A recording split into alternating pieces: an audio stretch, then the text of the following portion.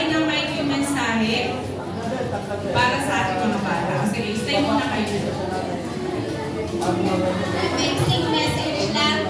Thank you po sa mga parents, sa mga ate, sa mga kuya, ayan, sa mga tita na nagdala sa mga batang ito. At higit sa lahat sa mga cute nating mga DPPS at yung ating Champion Kids Ministry Head, Sister Carla. Thank you po.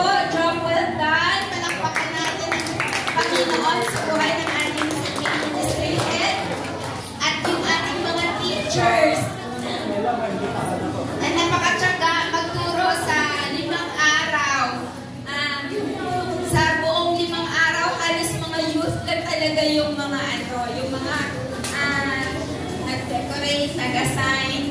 So yung ating mga decoration, mga youth din ang gumawa nito. Sabi ko, simplihan lang. Simple pa po ito sa kanila. Ayan, congratulations.